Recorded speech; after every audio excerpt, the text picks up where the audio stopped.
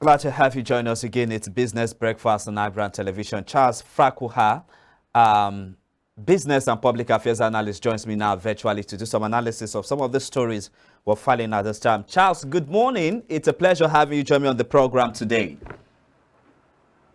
Good morning, blessed. Thank you for having me on your show. All right, Charles, let's get talking very quickly. Before we dive into the topic of conversation or our stories for today, let's quickly just touch on the sad news that happened over the weekend about the demise of the group chief executive officer of Access Holdings in person of Herbert Wigwe. It's quite a pathetic one. What do you have to say concerning that? Well, first of all, our heart goes to the family of Herbert Wigwe and, of course, Ogumba Joe and those other persons that were on that ill-fated crash. For we in the capital market, it's a very big blow. And as of today, the top management in the NGX and the capital market, in fact, they're already visiting the families of Wigwe and Ogumbanjo, because you recall that Ogumbanjo lost his father not too quite long ago, and now this sad news. So it's a very sad one for the Nigerian capital market. It's a very sad one for the whole financial system. At the same time, it's a very sad one for Nigeria as well. We just pray that God will give all of us the fortitude to bear the loss. Yes, we'll pray so. And we'll pray that the soul of the departed rest in peace. Now let's get to business now. The International Monetary Fund has come out to say that current macroeconomic crisis in the country has stunted the growth of the Nigerian economy. Now, with all that we're seeing now, do you see this affecting the already made projections by IMF for Nigeria in the year 2024? Yes, what IMF is now saying, or any report they're saying, is nothing new again. Nigerians are aware of our economic crisis. The only thing we are looking for now is ways on how to get out of the economic quagmire in which we find ourselves. It is real. Hunger is in the land. Inflation is rising every day. Naira is free fall on a daily basis. So the issue now is we don't want IMF to begin to tell us stories any longer again. We want to already know with the solution that every Nigeria and of course the economic managers of the economy, that is what we are looking for. What is the National Assembly, what is the executive, the army in Nigeria. It is solution we are looking for now. Talking about solution, there was a meeting between the federal government through the Ministry of Finance and the coordinating minister of the economy.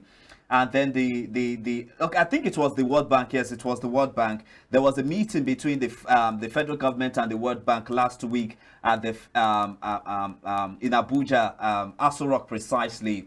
Now, with that kind of meeting now, what should we be expecting the IMF to be doing in collaboration with the federal government to ensure that all of this projection, all of this suggestion, all of these pointers that have been raised, they provide their own international knowledge of solution to helping us solve them? Well, with due respect to IMF and other similar institutions, they should only just guide Nigeria to come up with our own homegrown solution. Because all the solutions they will give to us, with due respect to them, will just be geared towards fitting their own benefits and not for the benefits of the average Nigeria in the country. So for now, they just allow Nigeria, encourage Nigeria to come up with our own local homegrown solution to our economic problem. They say all politics is local. So let us find our own local solution to what is going on. Yes, if we need international assistance and they are international organization, we can tap from their experience. The Nigerians have to be allowed to come up with our own homegrown solution. Let's just focus now to the next story now. The price of cement in the country has increased by 100% according to the reports we're seeing, and this has also had a ripple effect on the cost of building materials in the country, and in a way it has also affected the cost of renting an apartment in Lagos and also neighboring states like Ogun State. Charles, if we are to look at all of this together, why is it that we have two manufacturing countries in the two manufacturing cement company in the country, but yet the price of this commodity seems to be skyrocketing? Yes, listen, I will tell you that these companies, or let me even mention their name, Dangote Cement and of course Bua Cement, they don't operate in isolation. Yes, we see their numbers in the market, they are doing quite well. However, the pricing of their products is completely out of their control. Now, they will produce, they will also produce their own power, and this, at the end of the day, will impact on their pricing. And not just only that, the distribution of their products to various parts of the country with the challenge of transportation, with the increase in the price of fuel. Now, the distributors taking it to their own warehouse and now begin to sell to the average Nigeria, the price will have gone up. So for me, I think it is not the issue of increased production that is the problem now. It is the business environment. The business environment today is not making it favorable for these manufacturers. And that is why you are seeing the price of this item going up. You can license any other manufacturer to come to this same space. It will still be the same problem. So the issue now is our business environment has to be made more friendly. I will tell you a personal experience. I did a project somewhere in my village in Patani. And as at that time, this was August, September last year, we were buying cement at an average of 4,500 naira. Now, just a couple of months now, cement is almost 7,000 naira. And you know, that is a rural area. The Lagos and Ogun, you are saying it's a bit for bad. I'm telling you as we speak now, the average price of cement in those rural areas will have been maybe 8,000 naira or 7,500 naira. So the issue now is the business environment in today that we are going through is not favorable to manufacturers. So how does this now affect the cost of renting an apartment? I'm talking about assets that have already been built before this current macroeconomic challenges. I remember some weeks ago I have a conversation with you telling you as to how landlords are increasing the rental of accommodation to houses that have already been built many years ago. How does this add up to all of these challenges? It's very simple, economics. You know, some of these owners of these old property are talking about. Some of them, that was their life saving in having that property. And that is, according to their retirement benefit, that is what they feed on from the rent. So if they are collecting rent for you or in a two-bedroom flat, they were collecting maybe 500,000 or 400, the case may be, last year. The price of things in the market has gone up. They are not building any new structure. They are not buying cement for anything. They are not even maintaining those structures. You maintain as a tenant.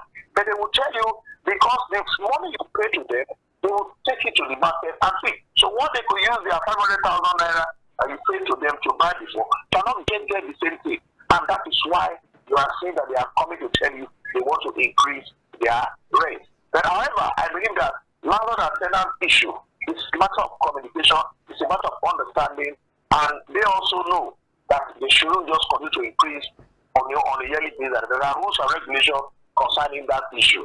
So for me, I think it has to do with understanding between the landlord and the tenant for them to move them forward. But it's obvious they also use the same market, and that is why they are seeing the prices of rental property increasing in the country today. In your opinion, do you think government should have a say into this kind of situation?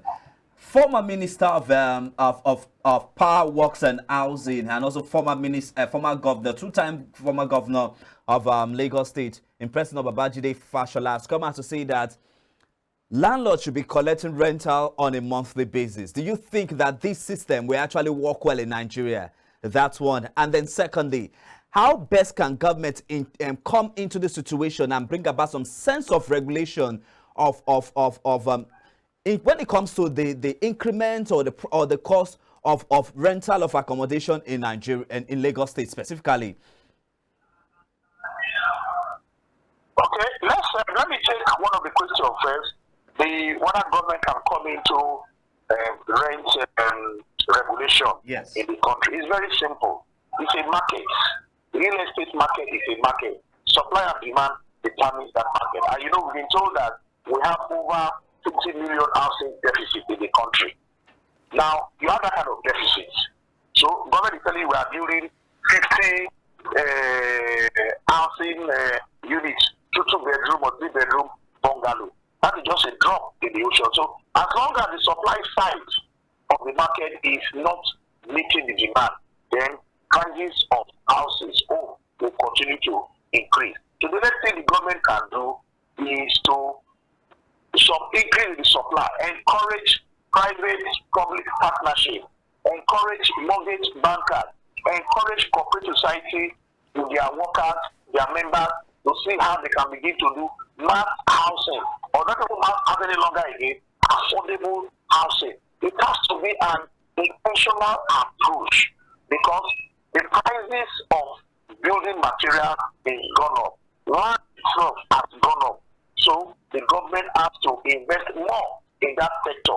The Federal Mortgage Bank needs to increase their share capital so that they can do more work in terms of housing provision. That is for that. What's the second question, sir? Yeah, so there is this suggestion by the former governor of Lagos State, person of Babajide Raji Fashola, saying that landlords should start collecting rentals on a monthly basis. Does that system work here in this country? We know it's applicable elsewhere in the world, but do you think that with the kind of economic situation we're having in the country here, do you see that being achievable? Because I learned over the weekend that in this same Lagos, some landlords collect rental on a 2-year basis. Okay, yes, that might not work 100% in a situation now. Most Lagosians or Nigerians are already used to paying at least 1 year rent. So we are used to that system, and it has come to be. And government trying to say, or a former government official trying to suggest that rent should be collected on a monthly basis will not work in the country. But what I found against is when landlord want to collect 2 years, even some 3 years. Yes. You know, but for a 1 year rent is reasonable. 6 months is also reasonable because this will give the tenant some leverage. You know, after paying for 1 year, you go back, you relax. So before that 1 year, you arrange yourself again. And you also note that most organizations in the country today, they pay whatever housing allowance, they pay at the end of the year, 12 months. So it will not be appropriate for them to say collecting the rent on a monthly basis. All right, now let's just focus now to the next story. Yes, we'll wrap up with this segment of the program. The Nigerian Export Promotion Council has come out to say that non-export trade actually eats a fortune of that's $4.517 billion in 2023 against the $2.210 billion recorded in 2020. That was been a period of 3 years. There is a kind of a marginal increase in non-oil export trade. What would you say is playing out in this sector that is really not playing out well in other sector that is giving us this, that has actually brought us this kind of rebound in the non-oil export sector? Yeah, for me, they said necessity is the mother of invention. It is very obvious that for Nigeria to sustain itself, we need to export. And that's why I am so happy with the Nigerian Export Promotion Council for coming out to, these figures are already there. So you can see an increment in the value of our non-oil sector. It is not enough. We can still do better. And that's why you see over the weekend, I even joined that training online from my house in Lagos here. Because we want to continue to see that export is the only solution to our crisis today now. We need to encourage a lot of Nigerians to go into export. Even those who are already importing, they're already used to importing in terms of the shipping and other documentation that are involved in export, in import. Now, when you now switch to export, it's just a reverse of the case. So that will give this importance to say, okay, to keep importing so many things from China, look for what China also needs from you, so that you can also export that and become a balanced trade. So for me, I think the Nigerian Export Promotion Council is doing the right thing in the right direction to encourage and train Nigeria, because you need knowledge to go into this export business. Now, the increase that I have said, it is as a result of necessity. And we have been talking about it, that look, for you to really sustain as a country, we need to encourage a lot of export. All those developed countries that we see that do a lot of export, their government supports them completely. So the Nigerian government has to come out quickly and begin to support our SMEs, ensure that the product and services they produce are of international standard.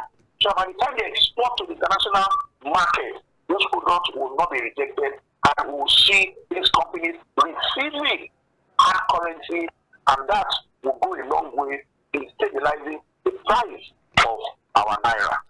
All right, we'll leave it at that. I'd like to say a big thank you to your business and public affairs analyst, Charles Frakuha, for your time with me on the show this morning. Thank you so much for your time.